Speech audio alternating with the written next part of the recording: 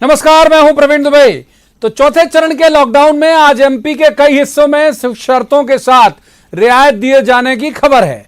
Lockdown एहतियात के साथ खुल भी रहा है, लेकिन एमपी में बड़ा सवाल है कि 24 विधानसभा सीटों पर लगा वो ताला जिसकी चाबी फिलहाल अपने अपने घरों में कैद इन सीटों के वोटर के पास है। सवाल सिर्फ ये ताला नहीं, इन सीटों के संभावित उम्मीदवारों के लिए संकट यह भी है कि कब तक कैबिनेट का विस्तार हो पाएगा और क्या उपचुनाव के पहले बन पाएंगे वो मंत्री। उम्मीद से बैठे सिंधिया समर्थक भाजपाई पूर्व विधायकों ने अपनी जमीन मजबूत करने सीएम शिवराज के सामने डिमांड ड्राफ्ट रखने शुरू कर दिए। बानगी अशोकनगर सीट से पूर्व विधायक जजपाल सिंह जज्जी हैं, जिन्होंने आज मंत्रालय में सीएम शिवराज से मुलाकात करके 678 करोड़ रुपए की योजनाओं का मांग पत्र सौंपा है। असल में यह फील्डिंग है नेताओं की कि समय रहते जनता का खोया भरोसा लौटाया जा सके, वरना चुनाव की तारीखों के बाद जनता के बीच क्या मुंह लेकर जाएंगे। विधायकों की इस दरख्वास्त को समझिए। यह सवाल है कि ग्वालियर चंबल इलाके की 16 सीटों समेत एमपी की जिन 24 सीटों पर उपचुनाव होना है, क्या शिवराज तंगहाल सरकार में इन सीटों के लिए किसी खास पैकेज का ऐलान करेंगे। बीजेपी की सरकार बनी रहे, इसलिए जरूरी है उसके हक में जनादेश, और कांग्रेस की वापसी भी इन्हीं 24 सीटों के रास्ते होनी है। कांग्रेस ने ग्वालियर चंबल इलाके में 11 जिलाध्यक्षों की नियुक्ति के साथ जमीनी कसरत शुरू कर दी है। बीजेपी के लिए चुनौती बड़ी है, क्योंकि घर के चिराग होते हुए पड़ोस से रोशनी लाई जा रही है। तो 24 सीटों के उपचुनाव के रण में सवाल हर मोर्चे पर खड़े होंगे और जवाब तो देना होगा। लेकिन पहले आपको दिखाते हैं एक रिपोर्ट, देखिए।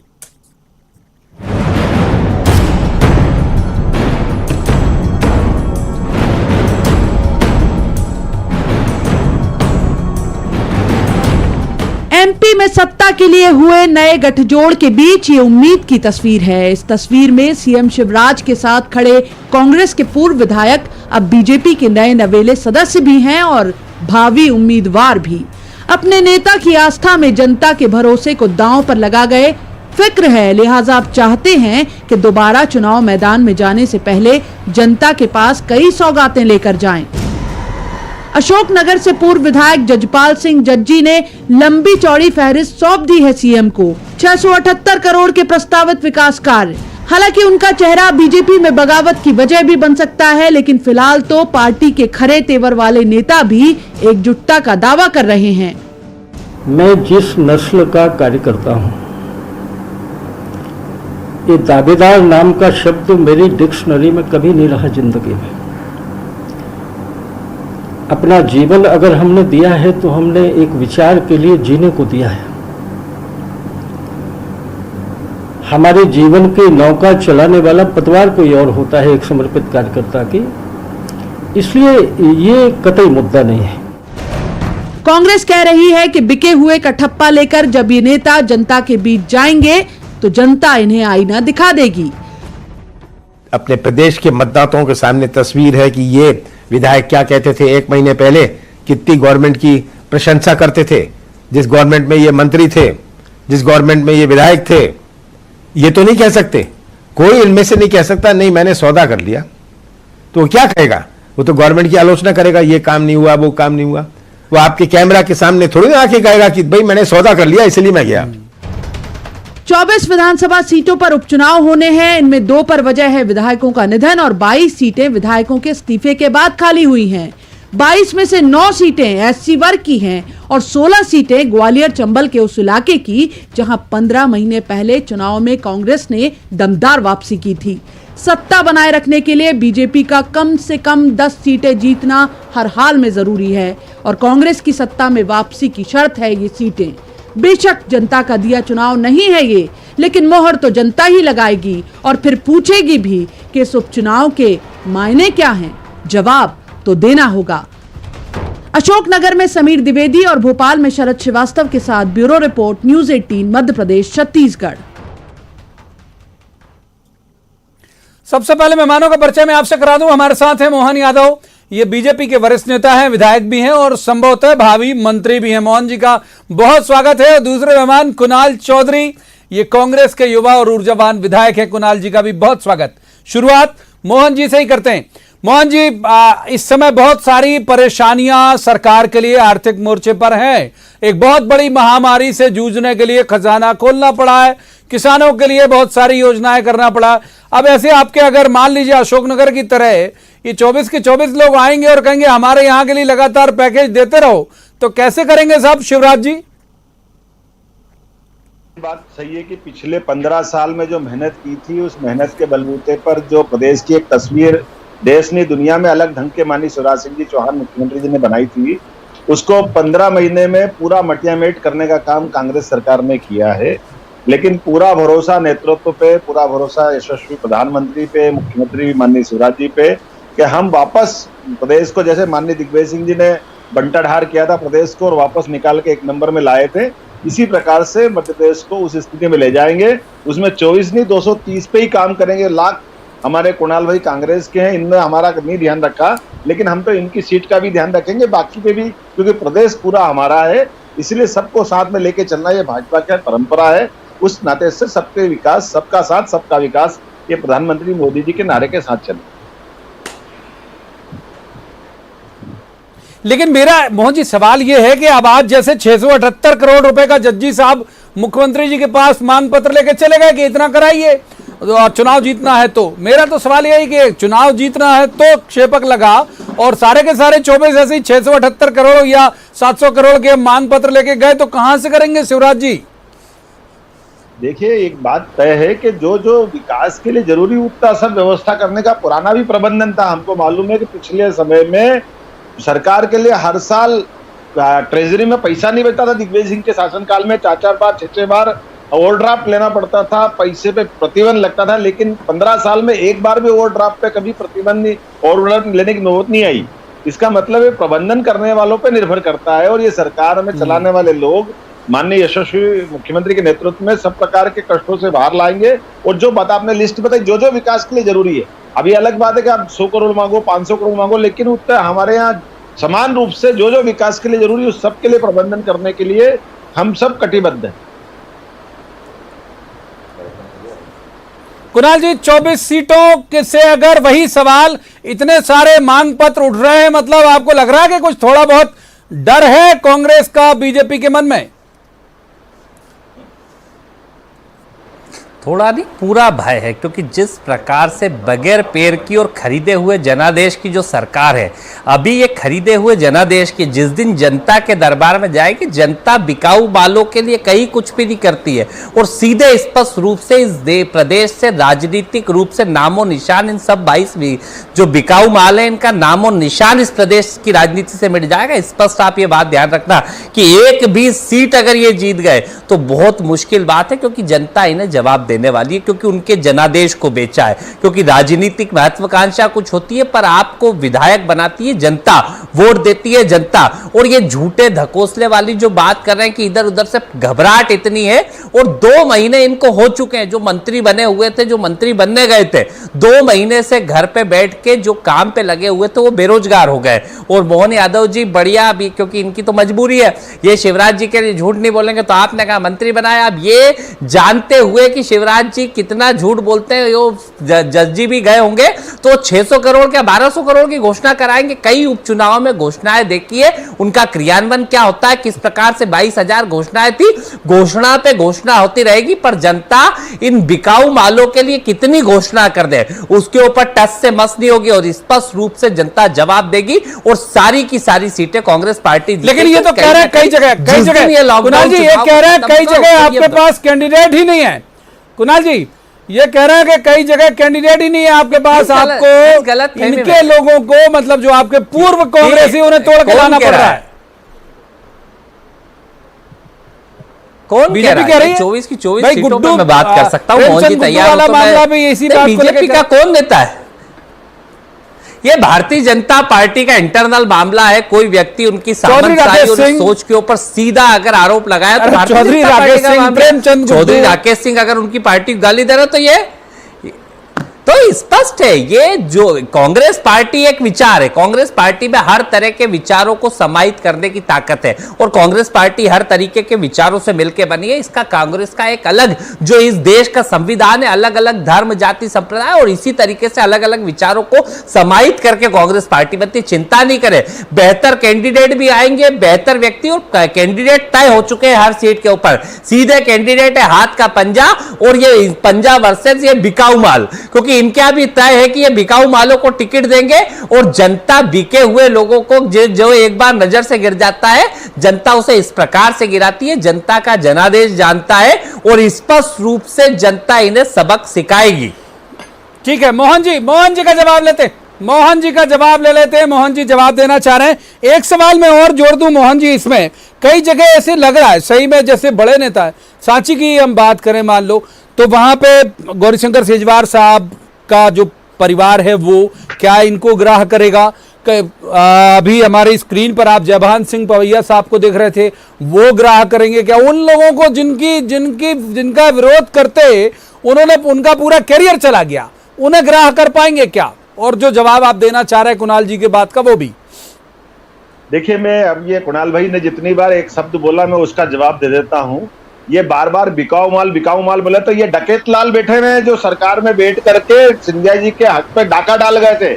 ये वो सारे कांग्रेस के लोग हैं जिन्होंने किसी न किसी तरह से जो सरकार बनाने में सर्वाधिक रूप से स्वाभिमान के साथ महाराजा ने अपना पूरा योगदान लगाते हुए सरकार बनाई, और इन्होंने डायरेक्टर से सत्ता और डकैती डाल दी थी कमलनाथ जी के नेतृत्व में, और पूरे समय परेशान किया। और ये स्वाभिमानी वीर बहादुर लोग हैं जिन्होंने लात मार के सत्ता को और अपने लिए जनता के द्वारा दिए गए एक उनको जो जनादेश था, जनता के काम नहीं हो रहे थे तो सरकार छोड़ करके आए, ये स्वाभिमानी लोग हैं। इनके बारे में ऐसा शब्द बोलना ये शर्मनाक है। अब रही बात दूसरी, जहां तक विकास के बारे में बात करने की बात करता हूं, तो विकास के मामले में पर्याप्त धनराशि दे करके, और तीसरी बात हमारे अपने परिवार के अंदर की बात आपने खड़ी की है, तो आपकी जानकारी के लिए बता के भाजपा के डीएनए में सबको पछाने की ताकत है। भाजपा अनुशासित पार्टी है, सबको लेके चलने में उससे बढ़कर कोई तोड़ नहीं है। और कांग्रेस के तो 26 अक्षर कम पड़ जाए इतने कांग्रेस में टुकड़े हुए, ये कह रहे विचार की बात है, विचार की नहीं बात है। ये एक तरह से जिस प्रकार से कांग्रेस का डीएनए, चूंकि अंग्रेज ने उनके जन्म दिया है, तो कांग्रेस का अपना कोई दर्शन शुरू से नहीं रहा है, इसलिए कांग्रेस में कोई दर्शन या विचार। तो मोहन जी, प्रेमचंद गुड्डू और चौधरी राकेश सिंह जैसे लोग ठीक से भाजपाई नहीं हो पाए थे क्या? जो हमारी विचारधारा में पच सकते वो पचने में रहेंगे, जो नहीं पच पाते वो छोड़ के जाते हैं, उसमें कोई किसी को क्या कर सकते हैं। अपने गुड्डू की बात कही है, राकेश सिंह जी की बात कही है, अब ये उनको लगना चाहिए था कि अगर वो भाजपा में सोच समझ के आना था। अगर आप वो नहीं पचा पाए, यहाँ नहीं रह पाए, तो उनके लिए कोई जबरदस्ती तो है नहीं। ये शुद्ध रूप से राजनीतिक यात्रा में, विचार यात्रा की अगर कोई पार्टी है तो दुनिया में, विश्व में सबसे बड़ी पार्टी भारतीय जनता पार्टी है। और हमने सबने देखा है कि वही पार्टी है जो एक खानदान से नहीं चलती है, जिसके अपने लोग भले ही किसी अवस्था में वो किसी प्रकार से काम करते हो, लेकिन आपने सबने देखा है कि चाहे नरेंद्र मोदी जी हो, चाहे शिवराज सिंह चौहान हो, एक किसान का बेटा चौथी बार प्रदेश में मुख्यमंत्री बनता है, एक चाय वाले का बेटा देश में दूसरी बार प्रधानमंत्री बनता है। ये केवल भाजपा में ही हो सकता है और कहीं नहीं हो सकता। ठीक है सर, ठीक है। एक बार कुणाल चौधरी का रुख कर लेते। कुणाल जी, क्रिकेट की भाषा में कहूं तो आप लोग अभी गेंदबाजी की तरफ ध्यान नहीं दे रहे हो। आपने जो फील्डिंग है वो क्लोज कर ली कि जो बल्लेबाज चूक करेगा और लपक लेंगे, यानी पूरा फोकस आप लोगों का है कि मंत्रिमंडल गठन हो, असंतुष्ट आए और फिर उसमें से कुछ आप लोग अपने लिए मार्जिन तलाशो। कुणाल चौधरी साहब, देखिए, पहली बात स्पष्ट है, अभी हमारा पूरा कंसंट्रेशन इस प्रदेश की कोरोना की महामारी और उसकी लड़ाई के ऊपर है। लोगों को कैसे मदद कर पाए, कैसे राहत पहुंचा पाए, और ये राजनीतिक उठापटक जब होगी उसके ऊपर, राजनीतिक विचारों के ऊपर हमारा ध्यान है। पर मोहन जी इतने अनुशासित पार्टी के कार्यकर्ता है, और मुझे ये हर बार कहते हैं कि सिपाही है, ये सिपाही रह जाएंगे। कितना ये झूठ बोले शिवराज जी के लिए। मंत्री तो वही बनेंगे जिनने माल भी ले लिया, जो बिक भी गए और माल भी ले लिया, और बिगर विधायक होके अगर मंत्री बन रहे हैं तो आप समझ समझ सकते हैं, कुछ तो मजबूरियां रही होगी। और बात तो ठीक है, करे ड्राइवरी, हमारा क्या दिक्कत है कि भैया कोई सेजवार जी ड्राइवरी करे या जयवान सिंह पवैया जी ड्राइवरी करे, हमारे को क्या दिक्कत है? जिसको जिसकी ड्राइवरी करना है ये समझ ले। इनके विचारों के अंदर क्या, जिसने निष्ठावान कार्यकर्ता, क्या मोहन यादव जी की 2003 में टिकट दी थी, ये कहां से कहां तक पैदल गए, फिर काट दी, उसके बावजूद भी ये पार्टी में इनको मंत्री नहीं बनाएंगे। पर जिनने पैसा भी ले लिया, जो बिकाऊ लाल, जो दो बार के विधायक है, इनके कई वरिष्ठों को छोड़ के उनको मंत्री बनाना है, तो ये इनकी पार्टी का इंटरनल मामला हो सकता है। पर स्पष्ट रूप से इनको मंत्री नहीं बनाएंगे आपके, ये देख लेना ये कितना झूठ।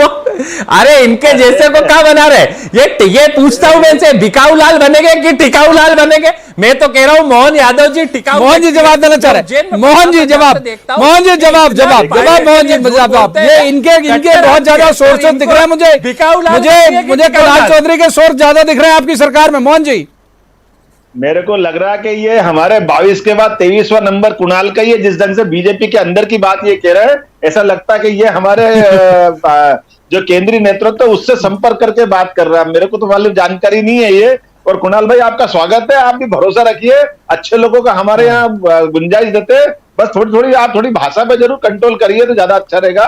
भाजपा में आपको अपनाने में कोई आपत्ति नहीं। संस्कार मतलब आप थोड़े सुधार लीजिए कुणाल जी। बीजेपी आप पे भगवा गमछा डालने के लिए तैयार है। मेरे को कोई जरूरत नहीं, मैं तिरंगे वाला संस्कार, भाषा का सुधार लीजिए, हर तरह का कलर आ जाता है। अब मेरे को ये बता नहीं रहे कि बिकाऊ लाल बनेंगे कि नहीं बनेंगे, कि टिकाऊ लाल बनेंगे। मैं अब इनसे इतना सा सवाल पूछ रहा हूं, बता नहीं रहा हूं। मैंने कहा कि जो बिकाऊ लाल बनेंगे कि टिकाऊ लाल बनेंगे, जो पार्टी के टिकाऊ है, जिनने जो डकैत लाल बैठे रह गए, तो फिर सत्ता की जरूरत क्या है उनको? मार करके आए, फिर अरे फिर जरूरत क्या है?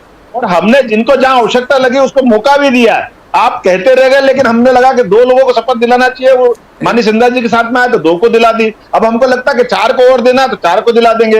ये पार्टी का हमारा आंतरिक मामला है। इस मामले में किसी पे कोई टिप्पणी करना ये योग्य नहीं होगा। मुझे लगता है ज्यादा बेहतर है कि हम योग्यता के बलबूते पर पार्टी नेतृत्व के आदेश को सिरधारी करेंगे और हम लोगों को लेके चलेंगे और एक अच्छी सरकार, पारदर्शी सरकार, विकास उन्मुख सरकार और मध्य प्रदेश को आगे बढ़ाने वाली सरकार के रूप में एक अपनी सरकार बना के आगे चलाएंगे।